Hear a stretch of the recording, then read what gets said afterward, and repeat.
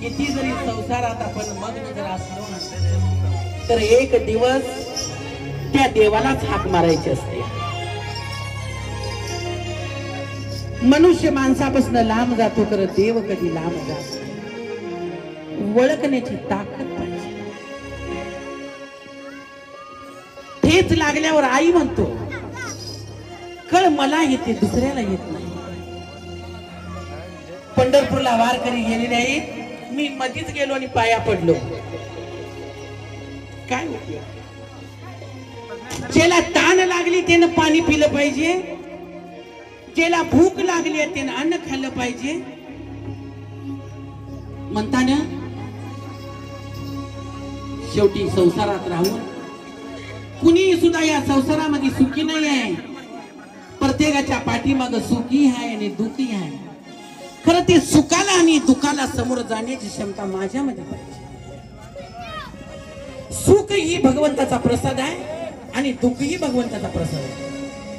दुःख ही कुणामुळं माझ्यामुळं घडतं आणि सुख हे माझ्यामुळं घडतं. माझ्या पूर्व जन्माचं कर्म जर करता वेगळा असेल आणि मी नजर करता जुंधळा फिरून जर सोन्याची वाट बघत असेल तर सोनं पिकल का? जुंधळ्याच्या ठिकाणी जुंधळ.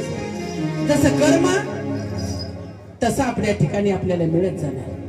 म्हणता ना प्रत्येक संसारामध्ये असताना सुद्धा भगवंताला कशी हाक मारावी. संसारी सुख दे माझे तू दुःख घे. चितलेल शरेंद्र तू यश लाभू दे. संसारी सुख दे माझे तू दुःख घे. माझे तू दुःख घे. चितलेल शरेंद्र तू यश लाभू दे. संसारी सुख दे माझे तू दुःख घे. चितलेल शरेंद्र तू यश लाभू दे. संसारी सुख दे माझे तू दुःख घे.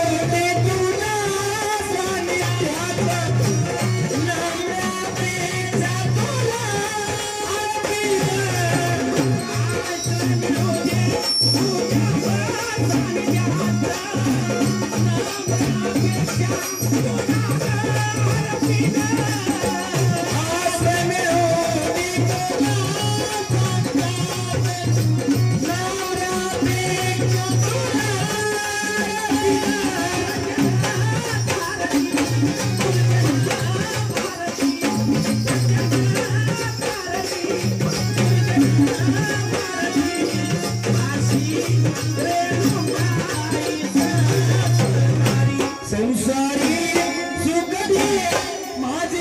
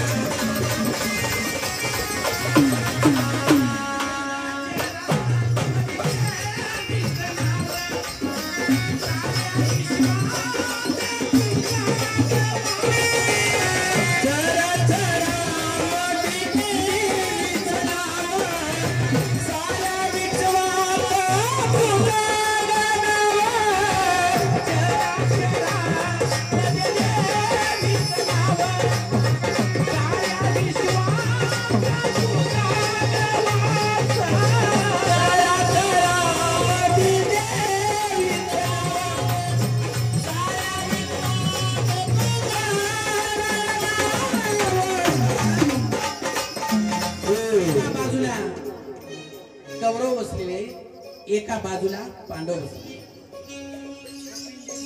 श्रीकृष्ण मध्ये बसलेले.